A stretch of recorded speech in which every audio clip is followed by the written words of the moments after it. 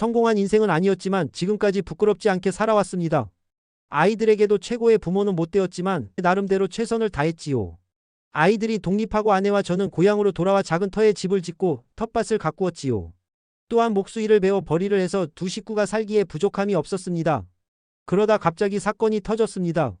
아들이 운영하는 회사에 문제가 생겼고 급히 돈이 필요하다고 하였지요. 부랴부랴 적금 통장을 해지하고 모아둔 비상금을 털어 아들에게 보냈습니다. 그렇게 상황은 마무리되었다고 생각했는데 이후에도 몇백만 캐는 몇천씩을 빌려달라 하기 시작했습니다. 사업하다 보면 그럴 수 있다고 생각해서 보내줬었지만 하루가 멀다 하고 돈을 달라는 아들에게 이런 식으로 사업하면 안 된다 이럴 거면 접어라 하고 단호히 말했지요. 아들은 전혀 말을 듣지 않았습니다. 결국 크게 다툼이 있었습니다. 몇 달이 흘러 아내가 아들과 연락을 시도했지만 연락이 되지 않았지요.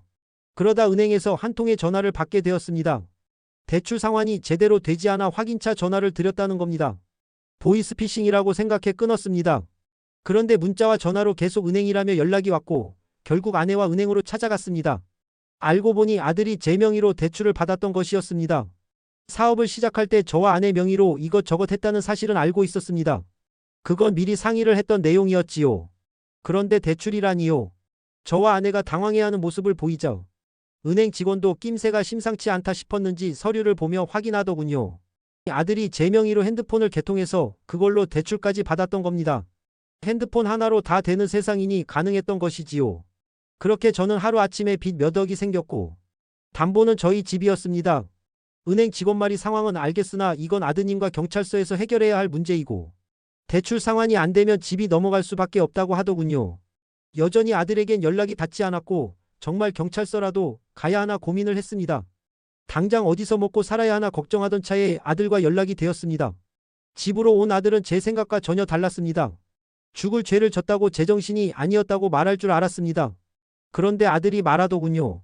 진작에 빌려달랄 때 줬으면 자기가 이렇게 몰래 저지르진 않았을 거라고요. 다른 건 몰라도 아이들을 착하게 잘 키웠다고 생각했는데 이런 말을 하는 게 내 자식이라니요. 엄마가 쓰러져 누워있는 모습을 보고도 다 당신들 탓이라고 대려 큰 소리를 내는 아들을 보며 저도 아내도 할 말을 잃었지요. 기다리면 자기가 알아서 갚겠다고 큰 소리 떵떵 치고 나간 아들은 그 후로 단돈 10만 원도 들고 오지 않았습니다. 이젠 다시 잘 살아보고자 하는 마음도 생기질 않습니다. 표독스럽던 아들의 얼굴이 하루에도 12번씩 떠오릅니다. 이렇게 살아야 하나 싶은데 오히려 아내는 괜찮다고 다시 천천히 시작하자고. 우리 아직 사지 멀쩡하고 밥 굶을 일은 없다고 저를 달래줍니다. 아내를 보면 나도 정신을 차려야 하는데 참 마음같이 안 되네요. 이 나이에도 인생이 참 어렵습니다.